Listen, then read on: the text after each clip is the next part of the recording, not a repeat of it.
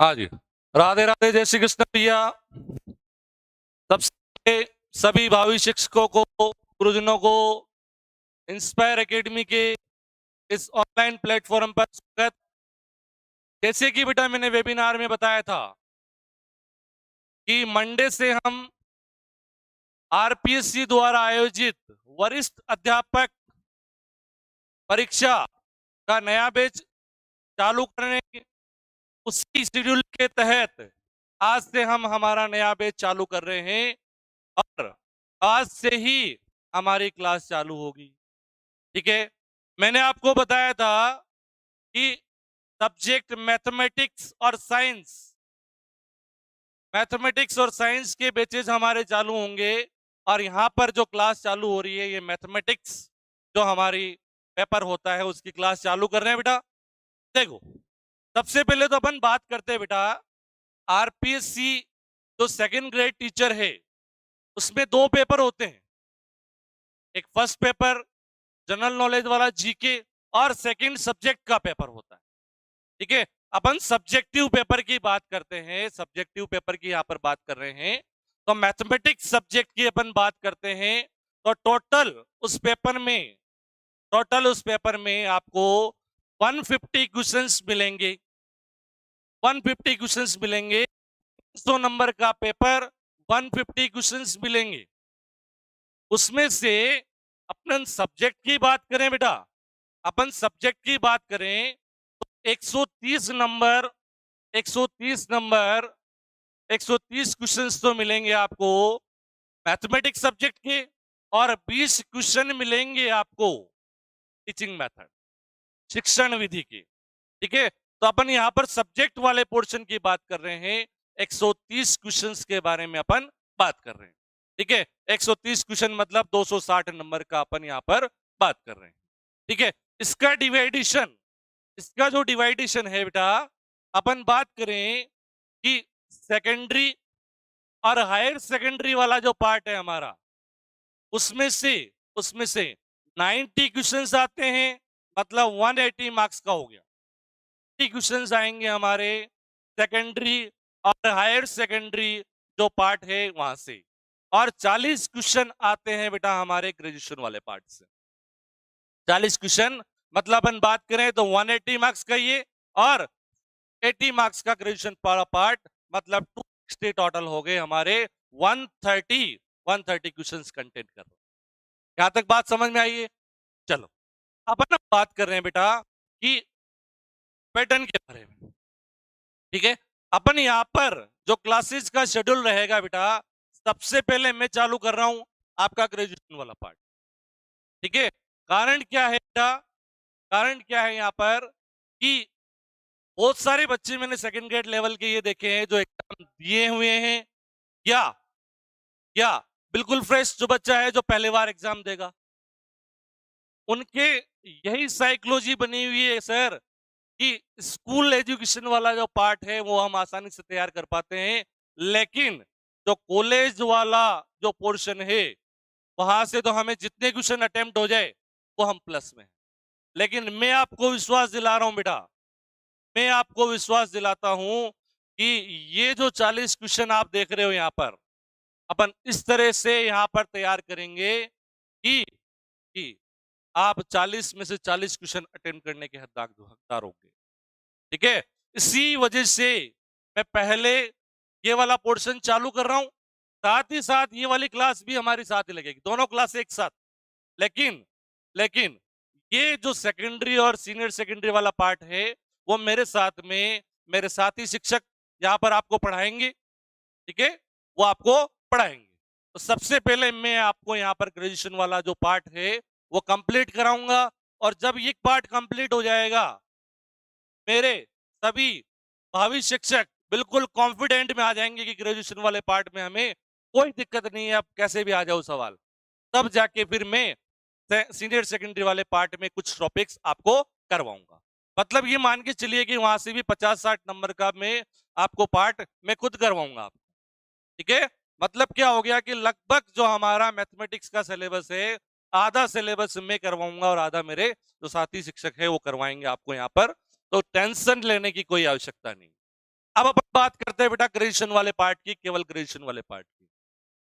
तो अपने सिलेबस की बात करें, सिलेबस की अगर अपन बात करें ग्रेजुएशन वाले पार्ट में, तो सबसे पहले अपन बात करते हैं डिफरेंशियल कैलकुलस, ठीक है, अवकल गणित की, अवकलन गणित वाले पोर्शन की बात करते हैं।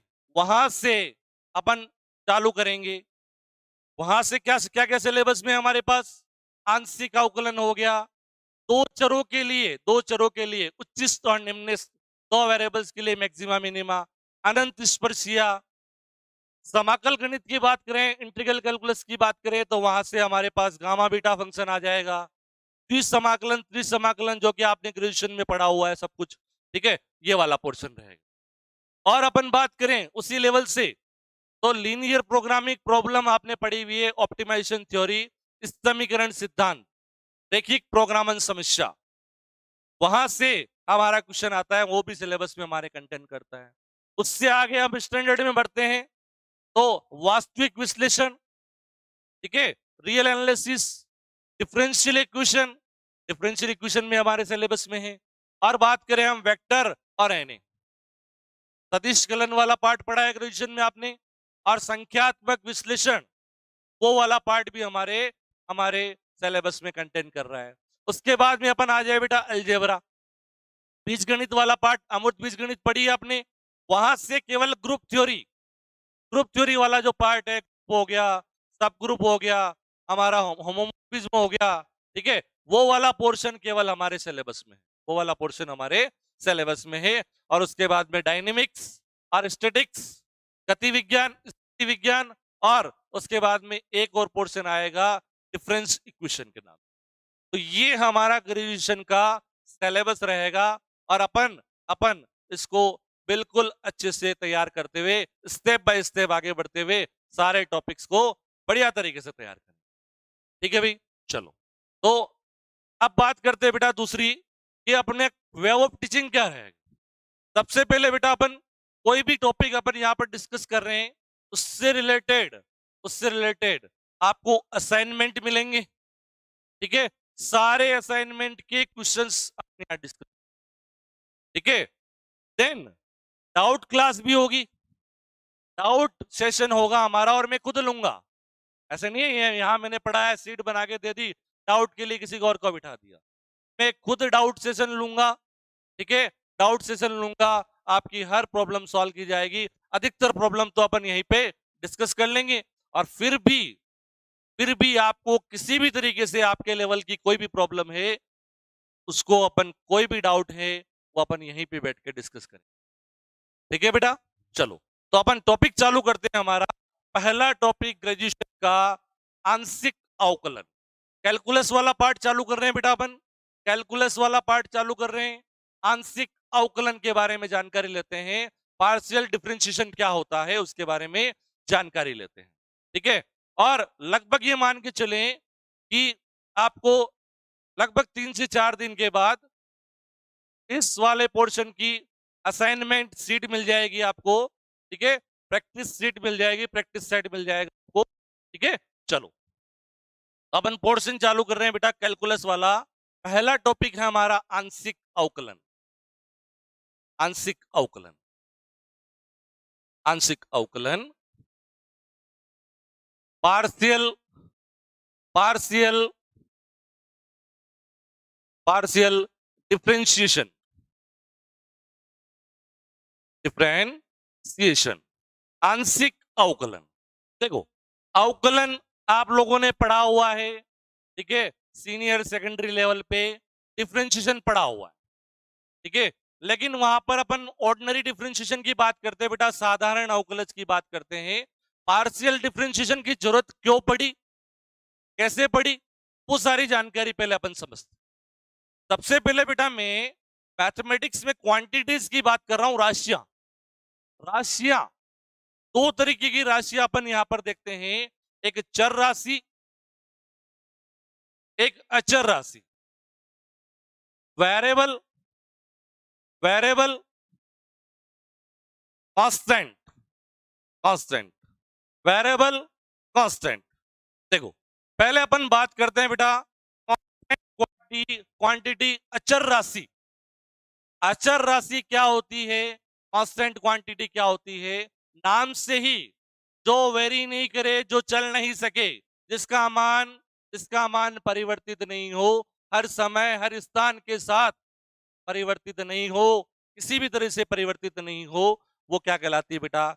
अचर राशि, कांस्टेंट क्वांटिटी। अपन लिखें, 5 लिख दिया मैंने, माइनस का 1/4 लिख दिया मैंने, ठीक है, 2 लिख दिया, आदि एक्सेट्रा, ठीक है। ये सारी क्या हो गई बेटा?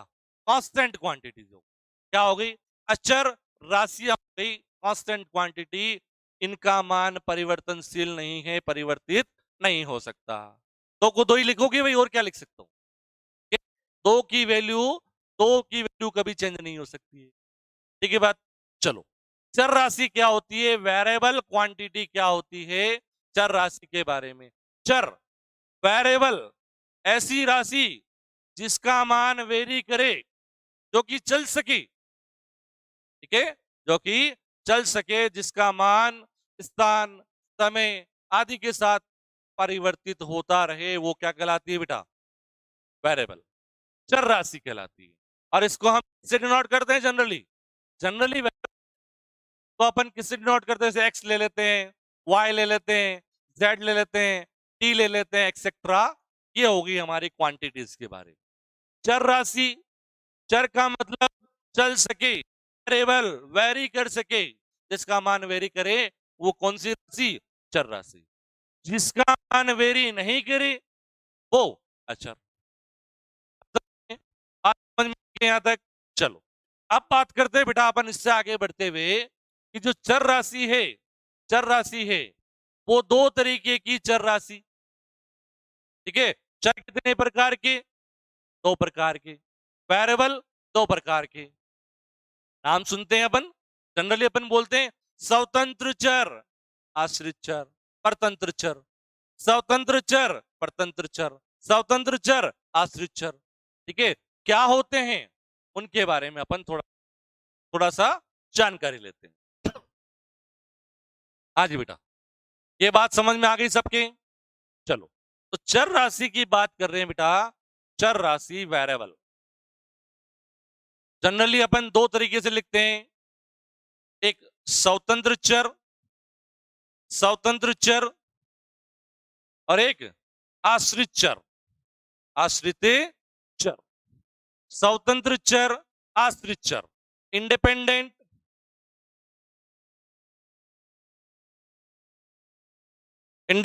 Variable, independent variable. और यहां पर हो गया बेटा dependent variable, dependent variable, dependent variable. आ जाइए बात, इस कॉन्सेप्ट को समझने के लिए मैं कुछ एग्जांपल लेता हूं कि कौन सी स्वतंत्र चर है, कौन सी राशि, कौन सा चर स्वतंत्र और कौन सा आश्रित। इसको समझने के लिए, इस कॉन्सेप्ट को समझने के लिए अपन कुछ एग्जांपल्स के बेटा चर्चा करते हैं, ठीक है। चर्चा कर सकते हैं, बिल्कुल बिल्कुल चर्चा कर सकते हैं। मैं आपके सामने x प्लस वाई बराबर एक समीकरण लिखा है मैंने। मैं यहां पर x का मान स्वतंत्र रूप से चयन करता हूं, x का मान चूज कर रहा हूं। x बराबर एक रखा मैंने, y का मान क्या सर? 1 प्लस वाई बराबर एक, 1 प्लस वाई बराबर एक। y बराबर क्या आ गया बेटा? x का मान मैंने 0 रखा, 0 प्लस वाई बराबर एक, क्या आया बेटा? y बराबर एक। x का मान मैंने -1 रखा, -1 प्लस वाई बराबर एक। ये -1 उस तरफ जाएगा बेटा, ट्रांसफर होके y पर कितना आ गया? 1 प्लस 1 2।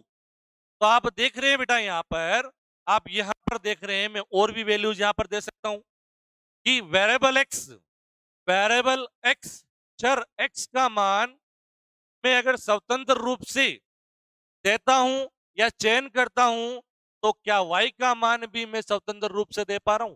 बिल्कुल नहीं दे पा रहे, बिल्कुल भी नहीं दे पा रहे हैं।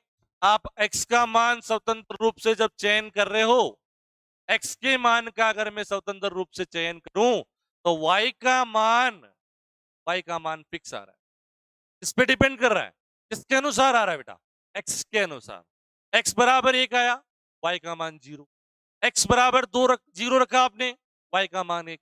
x बराबर -1 रखा, y का मान 2 आया। इसका मतलब क्या है कि जैसा x वैसा y। किस पे डिपेंड कर रहा है, x पर डिपेंड कर रहा है कौन, y। x पे डिपेंड कर रहा है मतलब y। x को मैं यहां पर स्वतंत्र चर कह दूं और y को मैं यहां क्या कह दूं, आश्रित चर या परतंत्र चर, क्योंकि ये किस पे डिपेंड कर रहा है बेटा, इस पर आश्रित है, x पर। जैसा x वैसा ही y का मान। जैसा x आएगा, जैसे x का चयन करोगे आप, वैसे ही y का मान यहां पर आएगा। ठीक है, इससे उल्टा अगर मैं बोलूं, इससे अगर उल्टा मैं करूं कि x प्लस वाई बराबर 1, x प्लस वाई बराबर 1, तो y बराबर 1 रखा, y बराबर 1, y बराबर 1 रखा, तो x बराबर क्या आ गया, 0। ये एक उधर जाएगा, 1 - 1 0, तो x बराबर आ गया बेटा 0। y बराबर 0 रखा आपने, y बराबर 0, तो x प्लस 0 x और बराबर में 1। x का मान क्या आ गया बेटा, 1। x का मान क्या आ गया बेटा यहां पर, 1। y का मान में -1 लूं या 2 ले लो, कुछ भी ले लो। y बराबर 2 ले लिया सर मैंने, तो y बराबर 2 लेता हूं मैं, तो क्या बन रहा है, x प्लस 2 बराबर 1 और x बराबर क्या आ गया सर, 1 - 2 दैट इज -1। x बराबर क्या आ गया सर, -1। x बराबर -1 आ गया। ठीक है, इसका मतलब क्या है कि y का चयन, y के मान का चयन मैं अगर स्वतंत्र रूप से करता हूं तो x का मान किस पर निर्भर कर रहा है बेटा, y पर। जैसा y का मान उसके अनुसार x का मान। आप देख रहे हो y बराबर 1 के लिए x का मान 0 आया, y बराबर 0 के लिए x का मान 1 आया, y बराबर 2 के लिए x का मान -। का मतलब क्या है कि मैं यहां पर y को स्वतंत्र चर, y को स्वतंत्र चर और x को आश्रित चर कह सकता हूं। यहां पर मैंने x को स्वतंत्र चर कहा, y को आश्रित कहा। यहां पर y को स्वतंत्र कह दिया, x को आश्रित कहा। इसका मतलब क्या है कि दो वेरिएबल अगर यहां उपस्थित है तो एक स्वतंत्र चर और एक आश्रित चर, एक स्वतंत्र चर और एक आश्रित चर। बताओ बात समझ में आई यहां तक। एक और इक्वेशन लिख रहा हूं आपके साथ, चलो ये कॉन्सेप्ट समझ में आया, एक स्वतंत्र चर एक आश्रित चर। चलो सर दूसरा कॉन्सेप्ट एक समीकरण और लिख रहा हूं, x plus y plus z बराबर 4। तीन वेरिएबल की समीकरण लिख दी, तीन चरों का एक मैंने समीकरण लिखा है, तीन चरों का समीकरण लिखा है। तो आप देख रहे हो मैं x बराबर 1 लूं, y बराबर 1 लूं, तो का मान क्या आएगा बेटा, 1 प्लस जेड बराबर 4। जेड का मान क्या आ गया सर, जेड बराबर आ गया 2। ये 1 प्लस 2 उधर जाएगा -2, 4 - 2 कितना रह गया, 2। जेड का मान आ गया 2। वापस से मैं चूज करता हूं बेटा, x बराबर -1, y बराबर 1, तो -1 प्लस 1 और प्लस जेड बराबर 4। ये -1 और 1 कट गया, जेड बराबर आ गया 4। तीसरा मैं कलेक्शन लेता हूं, x बराबर 0, y बराबर 4, तो क्या आएगा, 0 प्लस 4 बराबर 4, सॉरी प्लस जेड भी है, प्लस ए जेड बराबर 4, तो जेड का मान आ गया सर 0। यहां तक समझ में आया। यहां पर आप देख रहे हो बेटा, तीन चरों में से दो चर x और y, मेरे अकॉर्डिंग x और y का मान मैं स्वतंत्र रूप से चयन कर रहा हूं, के मान का मैं स्वतंत्र रूप से क्या कर रहा हूं, चयन कर रहा हूं, लेकिन z जो तीसरा चर है यहां, उसके मान का मैं स्वतंत्र रूप से चयन नहीं कर सकता। वो किस पर निर्भर कर रहा है बेटा, एक्स और वाई के मानों पर, एक्स और वाई के मानों पर निर्भर कर रहा है। एक्स बराबर 1 लिया, वाई बराबर 1 लिया, हम स्वतंत्र रूप से चयन किए इन दोनों वेरिएबल्स का, लेकिन जेड का मान इन दोनों के अनुसार आ रहा है। इन दोनों का मान परिवर्तित किया मैंने, जेड का मान भी परिवर्तित हो गया। इन दोनों का मान फिर परिवर्तित किया, जेड का मान भी परिवर्तित हो गया। इसका मतलब क्या है कि 3 वेरिएबल हैं मेरे पास, मैं कोई भी वेरिएबल ऐसे ही मैं क्या कर सकता हूं, एक्स और जेड का चयन करूं, एक्स और जेड के मान का चयन करूं स्वतंत्र रूप से, वाई का किस पर निर्भर करेगा, एक्स और जेड के मानों पर। ऐसे ही मैं वाई और जेड के मानों का चयन स्वतंत्र रूप से मैं तीसरे चर का मान चयनित नहीं कर सकता। इसका मतलब क्या है कि यहां पर दो वेरिएबल एक्स और वाई की बात करूं मैं, अगर मेरे अनुसार जो मैंने बताया है यहां, एक्स और वाई दोनों क्या है, स्वतंत्र चर कहे जाएंगे, और जेड क्या कहा जाएगा बेटा, आश्रित चर कहा जाएगा। कॉन्सेप्ट समझ में आया कि 3 अगर चरों का समीकरण है, 3 चरों का समीकरण है आपके पास, तो 2 को मैं स्वतंत्र चर कह सकता हूं और 1 आश्रित चर। 2 स्वतंत्र चर, 1 आश्रित चर, 2 स्वतंत्र चर, 1 आश्रित चर।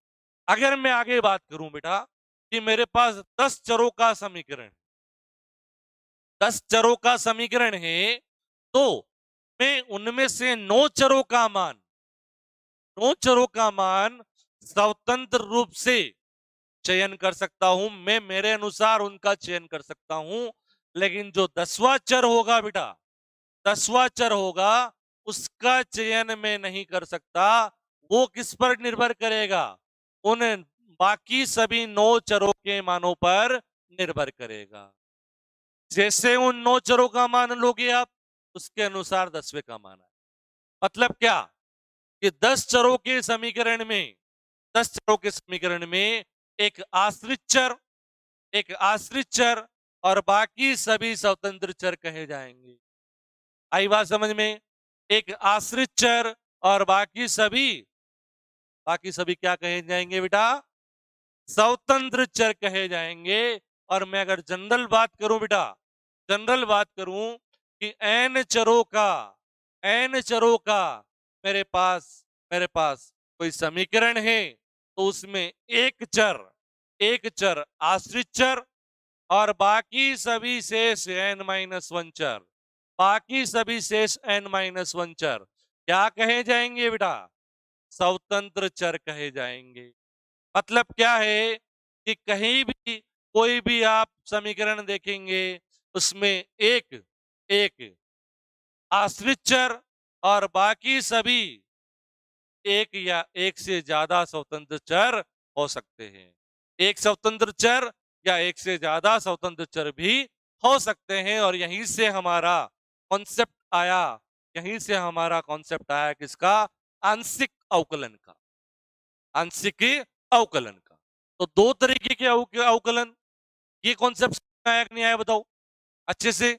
दो तरीके के अवकलन हम पढ़ते हैं, एक साधारण अवकलन और एक आंशिक अवकलन। एक साधारण अवकलन, एक आंशिक अवकलन, उनके कॉन्सेप्ट के बारे में अपन जानकारी लेते हैं। ठीक है, अपना मेन हेडिंग हो जाएगा, मेन हेडिंग हो गया यहां पर साधारण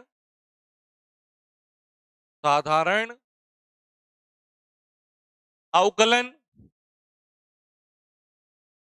और एक हो जाएगा हमारा आंशिक अवकलन, आंशिक अवकलन। एक ऑर्डिनरी डिफरेंशिएशन, एक पार्शियल डिफरेंशिएशन, एक ऑर्डिनरी डिफरेंशिएशन, एक पार्शियल डिफरेंशिएशन। कॉन्सेप्ट इसकी बात करते हैं बेटा साधारण अवकलन की, कि मेरे पास एक ऐसा संबंध है, दो चरों का एक ऐसा संबंध है जिसमें एक स्वतंत्र चर, एक आश्रित चर, एक स्वतंत्र चर, एक आश्रित चर। तो आश्रित चर का स्वतंत्र चर के सापेक्ष जो अवकलन किया जाएगा वो कहलाएगा बेटा साधारण अवकलन, ऑर्डिनरी डिफरेंशिएशन। अगर मैं लिखता हूं कि मेरे पास आ गया y is the function of x, y यहां पर आश्रित चर हो गया, x क्या हो गया, स्वतंत्र चर, y यहां पर डिपेंडेंट वेरिएबल, आश्रित चर, आश्रित चर, और ये क्या है? स्वतंत्र चर, स्वतंत्र चर। तो अगर मैं y का x के रेस्पेक्ट में अगर डिफरेंशिएशन करूं बेटा, अवकलन करूं, तो जो अवकलन आएगा, डेरिवेटिव आएगा, वो क्या लिखा जाता है? dy by dx। इसको बोलते हैं ऑर्डिनरी डिफरेंशिएशन, ऑर्डिनरी डेरिवेटिव, साधारण अवकलज। आई बात समझ में यहां तक? अगर मैं इस डेरिवेटिव की कोटि की बात करूं, तो इसकी कोटि कितनी है बेटा? एक। फंक्शन y का कितने टाइम डिफरेंशिएशन किया गया है, फंक्शन y का कितनी बार अवकलन किया गया है, वो उसकी कोटि कहलाती है। एक बार किया, एक कोटि। दो कोटि का क्या हो जाएगा बेटा? D square y upon d x square. इसका मतलब क्या होता है?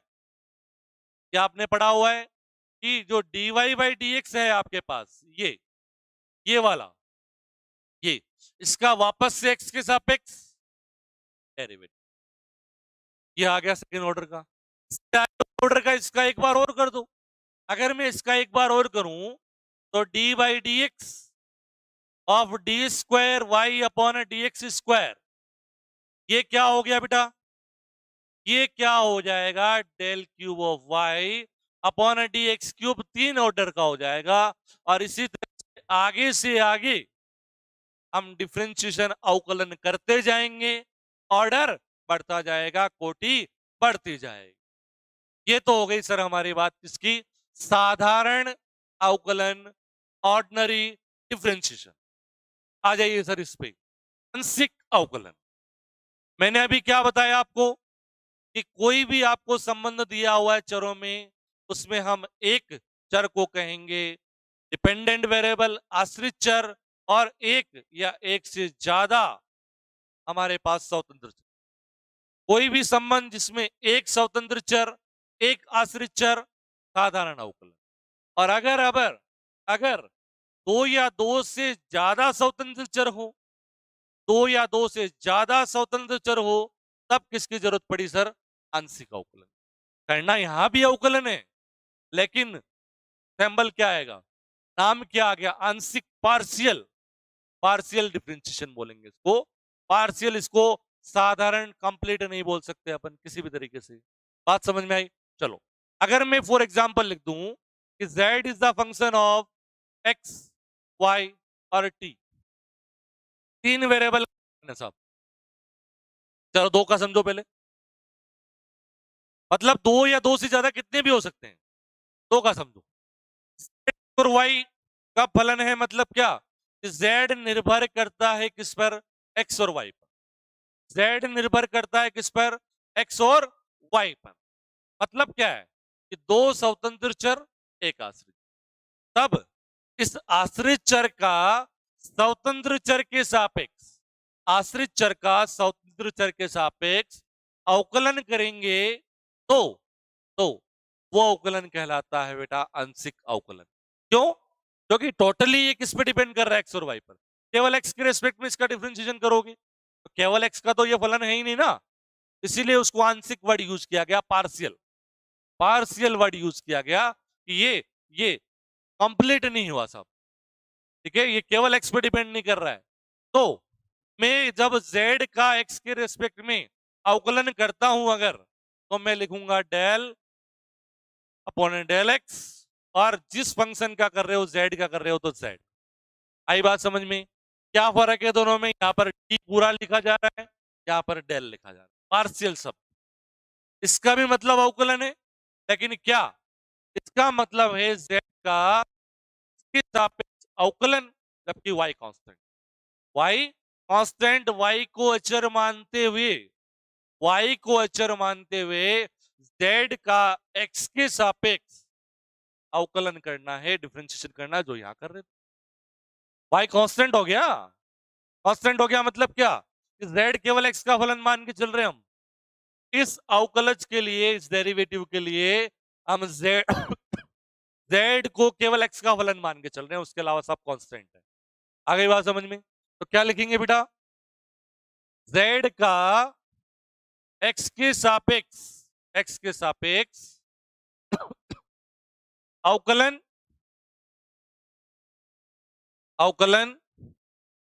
जबकि जबकि y अचर है।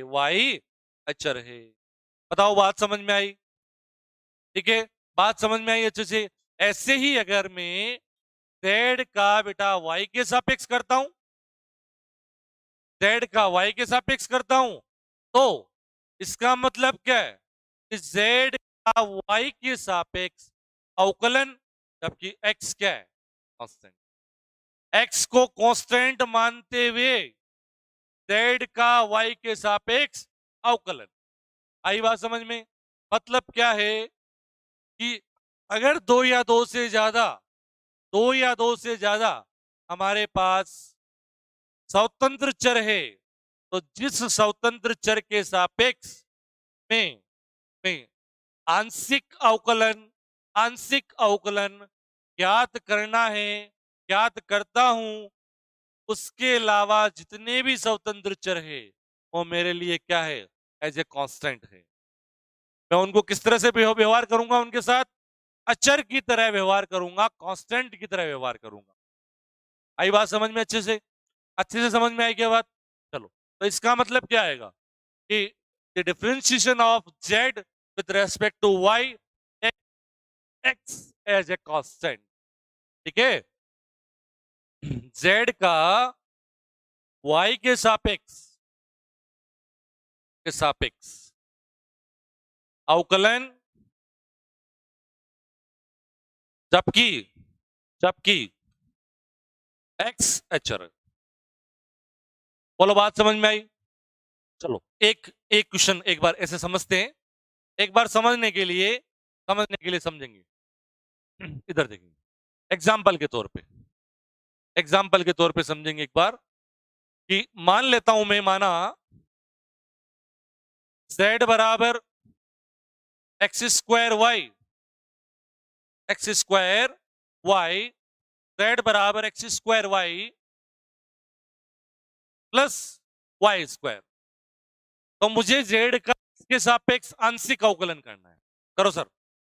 z का x के सापेक्ष आंशिक अवकलन, z का x के सापेक्ष आंशिक अवकलन मतलब कि x के अलावा मेरे लिए सभी स्वतंत्र चर अचर है। स्वतंत्र चर यहां पर और कौन है? y अचर है। y constant. अवकलन कैसे करते हैं बेटा? कांस्टेंट को साइड में लिख देते हैं। किसका करना है? एक्स स्क्वायर का।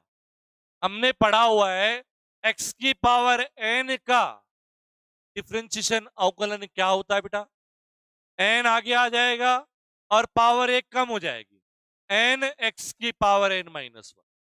क्या होगा बेटा? एक्स स्क्वायर का दो आगे और x की पावर दो माइनस एक, ये हो गया, प्लस बीच में प्लस वाई स्क्वायर। जब y कांस्टेंट है हमारे लिए तो y स्क्वायर भी कांस्टेंट, और कांस्टेंट का अचर का अवकलन 0। क्या हो जाएगा बेटा? ये 2x y। ऐसे ही अगर मैं कहूं कि z का y के सापेक्ष अवकलन करना है, z का y के सापेक्ष आंशिक अवकलज ज्ञात कीजिए। तो देखो क्या देखेंगे? क्या देखो बेटा, del z upon del y मतलब क्या कि z का y के सापेक्ष अवकलन, x कांस्टेंट है भाई, x कांस्टेंट है, x स्क्वायर कांस्टेंट, y का y के सापेक्ष एक, y का y के सापेक्ष एक, क्या रह गया बेटा? x स्क्वायर रह गया, plus plus plus y square का y के सापेक्ष क्या होगा? 2 आगे आएगा, y की पावर 2 माइनस एक, तो 2y। क्या हो गया बेटा? 2y। बोलो आंशिक अवकलन का कॉन्सेप्ट समझ में आया क्या सबको? सबको अच्छे से समझ में आया क्या कि आंशिक अवकलन मतलब क्या? कि अगर कोई भी फलन अगर 2 या 2 से ज्यादा चरों पर निर्भर करता है, तो उसका अवकलज ज्ञात करने के लिए, उसका डेरिवेटिव ज्ञात करने के लिए हम शब्द यूज करेंगे बेटा आंशिक। क्या यूज करेंगे? आंशिक। और जिस स्वतंत्र चर के सापेक्ष हम अवकलन कर रहे हैं, उसके अलावा सभी स्वतंत्र चर हमारे लिए अचर की तरह व्यवहार करेंगे, कांस्टेंट की तरह ट्रीट करेंगे। आ गई बात समझ में अच्छे से? चलो, तो ये तो हो गई बेटा जनरल इंट्रोडक्शन इसके बारे में। एक बार यहां से लिख लो, ये पोर्शन डाल लो, साधारण अवकलन, आंशिक अवकलन, ये एक बार लिखो। उसके बाद में फिर अपना जो मेन, देखो कैलकुलस कलन, बात समझना मेरी बात को, कलन जो टॉपिक है अपन बात करते हैं, उसमें उसमें प्रैक्टिस ज्यादा से ज्यादा क्वेश्चंस मिलेंगे आपको, प्रैक्टिस रीड में बहुत सारे, यहां क्लास में क्वेश्चन हर एक ध्यान रखना इस बात को। बच्चे क्या करते हैं, सर इसकी शॉर्ट ट्रिक करा दो, हर जगह शॉर्ट ट्रिक नहीं होती है, ये ध्यान रखना। और मोस्टली अगर मैं बात करूं ग्रेजुएशन वाले पार्ट में, ठीक है, लेकिन लेकिन ये ध्यान रखना बेटा कि प्रैक्टिस मैथमेटिक्स में जितनी ज्यादा प्रैक्टिस करोगे, उतनी ही अच्छी आपकी स्पीड होगी क्वेश्चन को अटेम्प्ट करने की। बात समझ में आई मेरी? तो शॉर्ट ट्रिक की जरूरत नहीं है यहां पर, ज्यादा से ज्यादा प्रैक्टिस करो, बहुत ज्यादा प्रैक्टिस करो, और प्रैक्टिस करते करते इतना परफेक्शन आ जाएगा हमें कि क्वेश्चन देखते ही, एक मिनट, आई बात समझ में? प्रैक्टिस करते करते इतना परफेक्शन आ जाएगा कि आप देखेंगे जब हमारा ग्रेजुएशन वाला पार्ट खत्म होगा, जिसको बच्चों ने बहुत हावी कर रखा अपने ऊपर कि सर पता नहीं कैसे क्या होंगे, हमें तो कुछ क्वेश्चन जो हो जाए वो प्लस में रहेंगे, लेकिन मैं आपको विश्वास दिलाता हूं बेटा, इस तरीके से तैयार करवाएंगे कि आप याद रखोगे कि ग्रेजुएशन वाला पार्ट किसी ने पढ़ा है। ठीक है, चलो लिख रहे हो बेटा?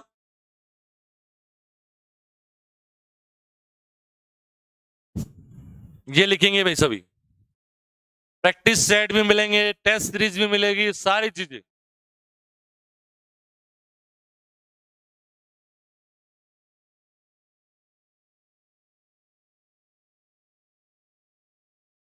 हाँ जी बेटा, लिख लिया होगा सबने, लिख लिया होगा सबने।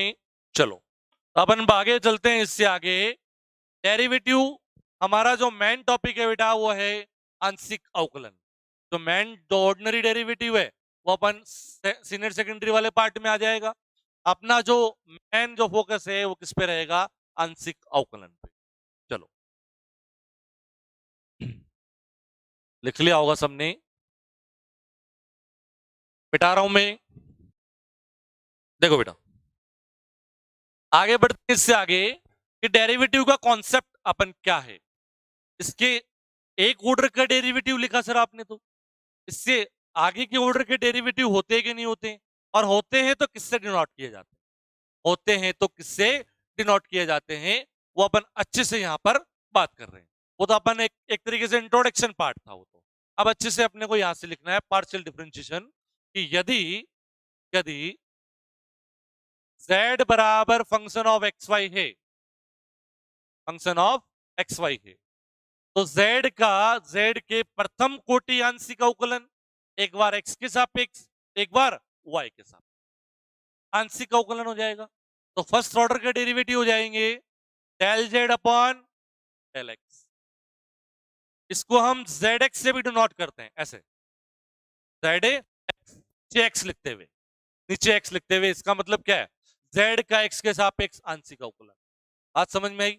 और इसको इसको हम p से भी डिनोट करते हैं, p से भी डिनोट करते हैं, स्मॉल p से। Clear? Del z upon del y, z नीचे y लिख दो, मतलब क्या? z का y के सापेक्ष, ठीक है, समझ जाएंगे बिल्कुल। और इसको हम जनरली q से डिनोट करते हैं। क्योंकि जब हम मैक्सिमा मिनिमा पढ़ाएंगे तब आपके ये सिंबल्स काम में आएंगे। तो पहले से जानकारी होनी चाहिए कि इसको क्या कह सकते हैं, इसको क्या कहते हैं। जनरल जो सिंबल्स है, इन जनरल जो सिंबल्स है वो अपन यूज कर रहे हैं यहाँ पर। ठीक है बेटा, चलो। एंड सेकेंड ऑर्डर के डेरिवेटिव की बात करें, सेकेंड ऑर्डर मतलब क्या? द्वितीय कोटि। द्वितीय कोटि कब आएगी? जब पहले अवकलज का, प्रथम कोटि के अवकलज का हम एक बार फिर से अवकलन करें। आई बात समझ में? प्रथम कोटि के अवकलज किस कौन कौन से हो गए सर? एक ये हो गया, एक ये हो गया।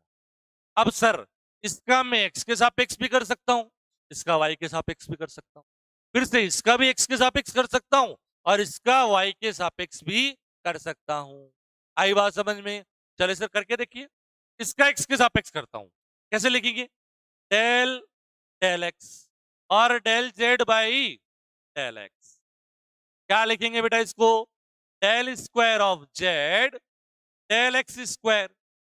और इसको इस फॉर्म में लिखने में एक्स एक्स मतलब जेड एक्स एक्स और इसको बोलते हैं बेटा आर। जेड एक्स एक्स मतलब जेड का एक्स के सापेक्ष देन इसके सापेक्ष होगा। आई बात समझ में? यहां तक अच्छे से समझ में आई क्या? चले सर आगे देखो। इसका इससे आगे का, इससे आगे का, इसका मैं y के सापेक्ष कर सकता हूं, इसी का y के सापेक्ष भी कर सकता हूं। करिए sir. Del by del y और del z by del x क्या हो जाएगा बेटा? Del square of z del y del x.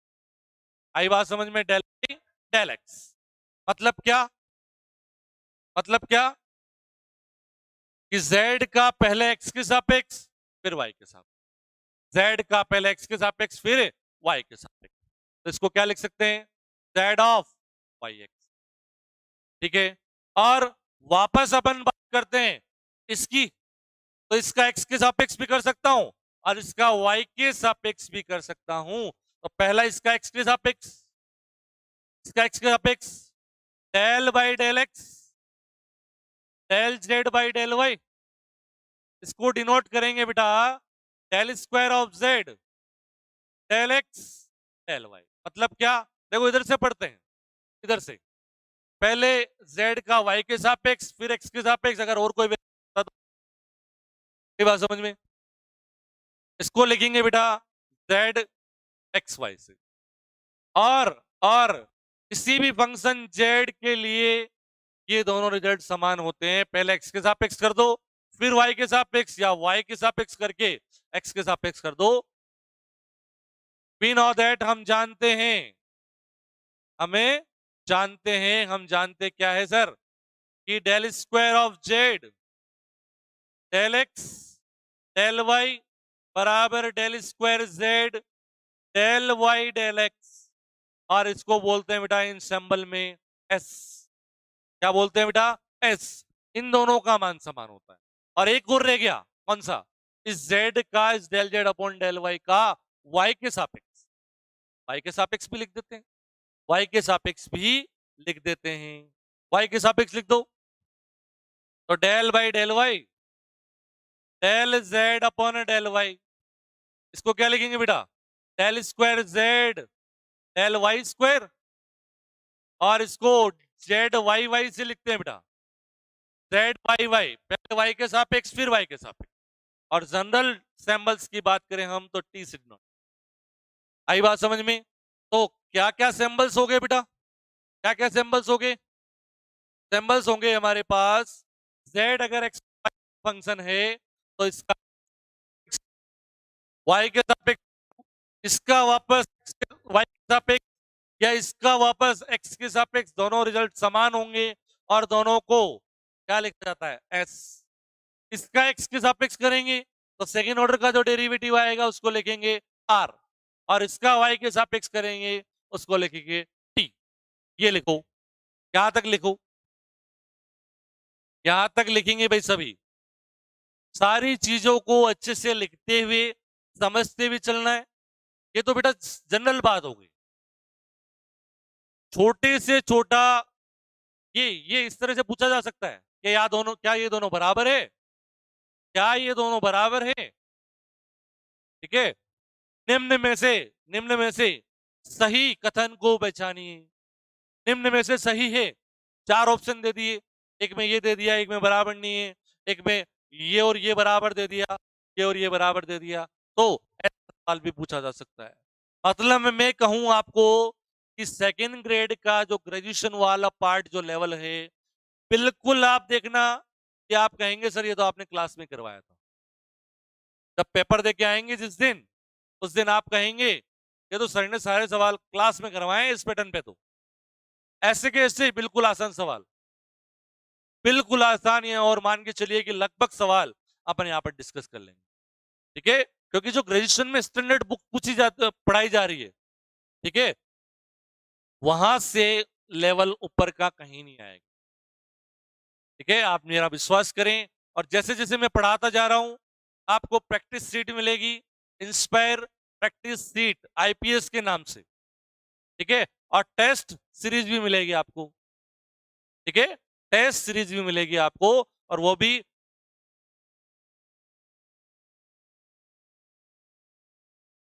Inspire test series के नाम से, आईटीएस आईपीएस के नाम से आपको प्रैक्टिस सीट मिलेगी, और आईटीएस के नाम से आपको टेस्ट सीरीज मिलेगी। टेस्ट सीरीज भी आपकी होंगी।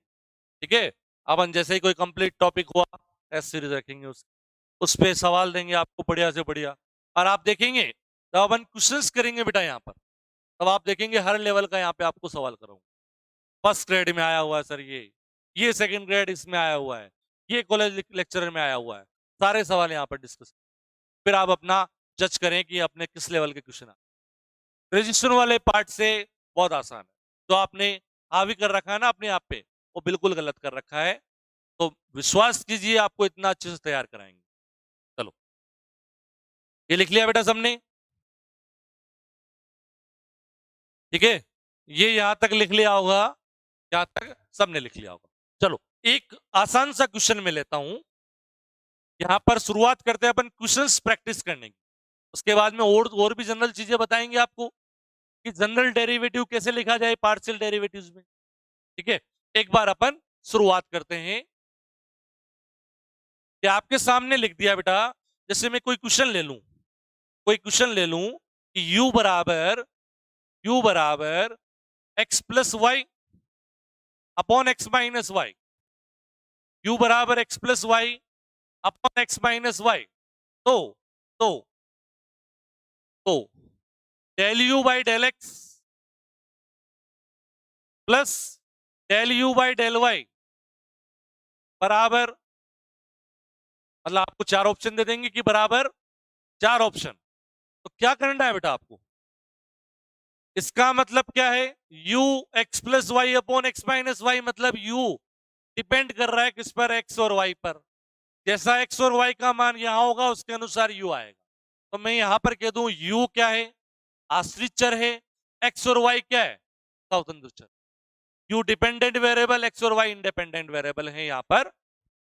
ये मतलब क्या कि u का x के सापेक्ष आंशिक अवकलन कर लेंगे सर, u का y के सापेक्ष आंशिक अवकलन कर लेंगे, तब u का x के सापेक्ष करेंगे, y को कांस्टेंट रखेंगे, u का y के सापेक्ष करेंगे, x को कांस्टेंट रखेंगे। आ गई बात समझ में? चलो सर करते हैं। सिंस u बराबर क्या हमारे पास? x plus y upon x minus y, तो del u by del x मतलब क्या? u का x के सापेक्ष अवकलन, जबकि y कांस्टेंट है सर हमारे, y कांस्टेंट है, केवल x वेरिएबल है, ध्यान रखना। तो del by del x plus y upon x minus y. आपने बेटा डिफरेंशिएशन पढ़ा हुआ है सीनियर सेकेंडरी लेवल पर, ठीक है, वहां पर आपने एक चीज पढ़ी होगी बेटा कि derivative of u upon v, u और v अगर कोई दो फंक्शंस है, u अपॉन v अंश बटा हर फॉर्म में है, तो उसका अवकलज कैसे करते हैं बेटा अपन? पहले v को ऊपर की तरफ v को एज इट इज रखते हैं, v को एज इट इज रखते हैं, v को एज इट इज रखेंगे, इसका करेंगे u का अवकलन करेंगे, derivative of u minus u को एज इट इज रखेंगे, v का डेरिवेटिव करेंगे और नीचे v स्क्वायर। यही होता है बेटा, यही चीज यहां पर है। एक फंक्शन ऊपर लिखा हुआ है, एक फंक्शन नीचे लिखा हुआ है। ठीक है, इसको मैं नॉमिनेटर अंश वाला फलन बोल देता हूं, इसको हर बोल देता हूं, इसको अंश और इसको हर। कैसे करेंगे बेटा? y कांस्टेंट है हमारे लिए, y कांस्टेंट है del u by del x। देखो x प्लस वाई स्थिर रहेगा, चलो सॉरी x माइनस वाई स्थिर है बेटा। किसका करेंगे पहले? x प्लस वाई का। किसके सापेक्ष? x के सापेक्ष। आंशिक y कांस्टेंट है। x का क्या हो गया? 1, y का क्या हो गया? 0। ऊपर क्या आ गया? 1 प्लस 0, 1 प्लस 0 मतलब 1। फिर माइनस लगाओगे, ये ऊपर वाला लिखोगे x प्लस वाई। ऐसा कैसे? x plus y, x plus y. इसका करेंगे फिर क्या? किसके सापेक्ष? x के सापेक्ष। y अचर, x के सापेक्ष x का 1 माइनस y का 0, 1 माइनस 0 1। और नीचे क्या आएगा? नीचे आएगा सर x माइनस वाई का होल स्क्वायर। आया समझ में अच्छे से? चलो सर क्या लिखेंगे? ऊपर देखो सॉल्व करते हैं। x माइनस वाई, देखो बाहर माइनस है इसलिए माइनस x और माइनस वाई, माइनस एक्स और minus y upon x minus y का होल स्क्वायर। आई बात तक? इस x से ये x कट गया, इस x से ये x कट गया, इस x से ये x कट गया, तो क्या आ गया सर हमारे पास? माइनस वाई और माइनस वाई को जोड़ेंगे, समान चिन्ह उनकी बढ़ोतरी होगी। क्या हो जाएगा? ऊपर माइनस 2y और नीचे x माइनस वाई का होल स्क्वायर। अब समझ में आया? यहां तक समझ में आया क्या बेटा? Minus 2y upon x minus y का होल स्क्वायर। चलो आगे बढ़ते हैं। इक्वेशन नंबर इसको 1 डाल दो। पुनः पुनः अगेन u का y के रेस्पेक्ट में कर रहे हैं, u का y के रेस्पेक्ट में। Del u by del y किसका करेंगे?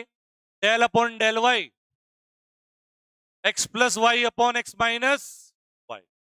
यही है बेटा, x plus y upon x minus y के सापेक्ष आंशिक, मतलब x कांस्टेंट, x है कांस्टेंट है, x यहां पर अचर है। कर दे सर, वही u बटे v मेथड है। करो सर। कैसे करोगे? पहले x माइनस वाई स्थिर रहेगा सर, इसका करेंगे x प्लस वाई का, सापेक्ष y के सापेक्ष x कांस्टेंट, x का 0 प्लस y का 1, y का y के सापेक्ष 1 माइनस लगाओगे और x प्लस वाई को ऐसे कैसे लिखोगे? ये x प्लस वाई ऐसे कैसे लिखा जाएगा? किसका करेंगे अब? इसका x का 0 माइनस 0 माइनस y का 1 upon upon x minus y का होल स्क्वायर में सॉल्व कर लेते हैं बेटा। थोड़ा सा इसको सिंप्लीफाई फॉर्म में लिख लेते हैं। अभी अपन आसानी से नींव मजबूत करें, अच्छे प्रैक्टिस करेंगे और प्रैक्टिस करते करते इतना परफेक्शन होगा कि हम बिल्कुल फटाफट 1 मिनट में इसका रिजल्ट दिखा। आई बात समझ में? प्रैक्टिस जरूरी है, इसीलिए आप हमारी सीट देखेंगे। ठीक है, आप जब हमारी सीट देखेंगे तो आप खुद सोचेंगे कितने सारे क्वेश्चन है, कितने अच्छे अच्छे लेवल्स के क्वेश्चन है। ठीक है, आप देखेंगे हर लेवल का आपको क्वेश्चन मिलेगा, 0 लेवल का बिल्कुल स्टैंड, क्योंकि आरपीएससी है सर, थोड़ा सा लेवल ऊपर नीचे कर सकती है। ठीक है, इसीलिए आपको हर लेवल के क्वेश्चंस वहां पर मिलेंगे। प्रैक्टिस के लिए अपने को अच्छे से अच्छे क्वेश्चंस करने। ठीक है सर, चलो सॉल्व करते हैं। x माइनस वाई, वो यहां पर -1 है, -1 इस माइनस से गुणा होगा प्लस हो जाएगा, और प्लस x और प्लस y यहां पर, तो प्लस का x हो गया और प्लस ही y हो गया।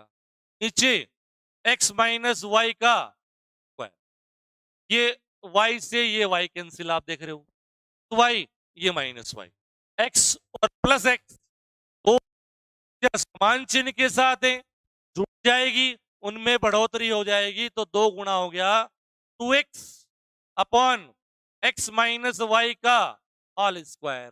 बताओ बात समझ में आई? दोनों को जोड़ना है sir. Left hand side del u by del x, ये del u by del x है, और ये क्या है del u by del y. इन दोनों का एडिशन चाहिए हमें, सम चाहिए। कर दो सर।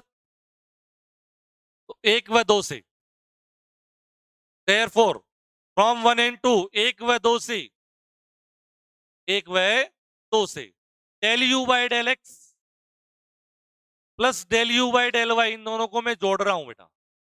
इसका मान क्या है? इसका मान क्या है सर? 2y अपॉन एक्स का स्क्वायर। इसका मान लिखू माइनस का 2y upon x minus y का होल स्क्वायर प्लस प्लस इसका मान रखेंगे del u by del Y का मान, तो 2x upon x minus y का होल स्क्वायर क्या हो जाएगा सर? क्या बताओ? x दोनों का लघुत्तम समान, एलसीएम सेम, और जब एलसीएम सेम है बेटा तो यहां आ जाएगा y और यहां का 2x प्लस का 2x। 2 कॉमन ले लो बेटा, ऊपर से 2 को कॉमन ले लिया तो क्या बच गया? प्लस का x और माइनस का y, x माइनस वाई बच गया ऊपर, और नीचे आप देख रहे हो x माइनस वाई का स्क्वायर। क्या लिख सकता हूं? x माइनस वाई गुणा x माइनस वाई, और आप देख रहे हो x माइनस वाई का जो एक गुणनखंड है, एक गुणनखंड एक फैक्टर ऊपर नीचे कैंसिल हो गया। क्या हमारा आंसर आ गया? 2 upon x minus y, 2 upon x minus y. बताओ समझ में आया सबको? सबके समझ में आया क्या अच्छे से? चले सर, तो यहां तक आप लोग लिखेंगे बेटा, ये क्वेश्चन लिखेंगे एग्जाम्पल के रूप में, ये क्वेश्चन आप लिखेंगे। थोड़ा सा इसका साइज छोटा कर दूं ताकि आपको आसानी से दिखेगा, ठीक है? यहां तक एक बार लिखेंगे, यहां तक, उसके बाद मैं ऊपर कर दूंगा स्लाइड को। आराम से लिखें, ठीक है? आराम आराम से लिखें भाई, अच्छे से। इसी तरीके से लगभग सवाल मैं क्या कह रहा हूं आपको, जो असाइनमेंट मिलेगा आपको, ठीक है, जो असाइनमेंट मिलेगा, प्रैक्टिस शीट मिलेगी आपको, लगभग सारे सवाल अपन यहीं पे एक एक सवाल यहां पर देखेंगे, बिल्कुल एक एक सवाल। ये देखो, ये सवाल ऐसे, ये सवाल ऐसे, और प्रैक्टिस करते करते इतना परफेक्शन आ जाएगा कि जब आप टेस्ट सीरीज देंगे तब आप खुद अपने आप को आजमा लेंगे कि सर हम किस काबिल है आज, ठीक है, किस काबिल हैं हम आज। तो ये, और बस जो हमारी क्लासें हैं, रेगुलर क्लास अटेंड करें, ठीक है? जो भी हमारी क्लासें हैं, 10 दिन हमारी क्लास लगभग यूट्यूब प्लेटफॉर्म पे रहेगी, वो आप क्लासेस देखें और उसके बाद आप जज करें कि क्या पढ़ा रहे हैं, किस लेवल से पढ़ा रहे हैं, ठीक है? दोनों क्लासें हमारे, दोनों पोर्शन एक साथ चलेंगे, ये चिंता नहीं करनी, ठीक है? दोनों पोर्शन एक साथ चलेंगे। स्कूल एजुकेशन वाला पार्ट जो है आपका, सेकेंडरी और सीनियर सेकेंडरी, वो और ग्रेजुएशन वाला पार्ट दोनों एक साथ चलेंगे, ठीक है? क्योंकि कई बच्चे ये बोलते हैं कि सर आप ये वाला पार्ट अच्छा करा दोगे, इस वाले पार्ट में हमें बिल्कुल ऐसे करवा दोगे, फटाफट में करवा दोगे। तो मैं आपको ये चीज कह रहा हूं कि ये जो मैंने ग्रेजुएशन वाला पार्ट चालू किया है, ये उन्हीं बच्चों के हिसाब से चालू किया है कि आप देखिए कि हम किस क्वालिटी से यहाँ पे पढ़ाएंगे, ठीक है? उसके बाद में मैं सीनियर सेकेंडरी वाले पार्ट पे आऊंगा और मैं करवाऊंगा कम से कम 50-60 नंबर का वहां से, ठीक है? ये 80 मार्क्स तो मैं करवा ही रहा हूं, ठीक है, 40 क्वेश्चन यहाँ पे तैयार करवा रहा हूँ, और वहां भी लगभग ये मान के चलिए 50-60 नंबर का जो टॉपिक होगा वो मैं खुद करवाऊंगा, ठीक है? लगभग आधा आधा पोर्शन हम दोनों करवाएंगे।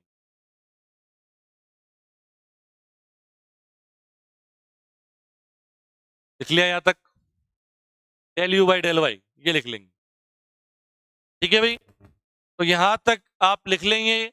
आज की क्लास यहीं तक रहेगी हमारी। इससे आगे नेक्स्ट क्लास में सबसे पहले हम डेरिवेटिव का आंशिक जो अवकलन है, आंशिक जो अवकलन है उसके लिए जो डेरिवेटिव लिखते हो आप, अवकलज लिखते हो, उसका जनरल फॉर्म क्या होता है, ठीक है, उसका जनरल फॉर्म क्या होता है, किस तरह से डिफरेंशिएशन आगे से आगे बढ़ रहे हैं, और उसके बाद में इसी टाइप के अपन क्वेश्चंस सॉल्व करेंगे।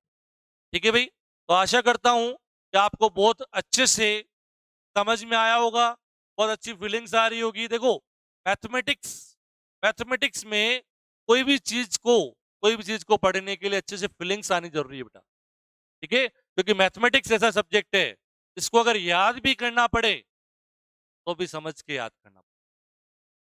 बात समझ रहे हो?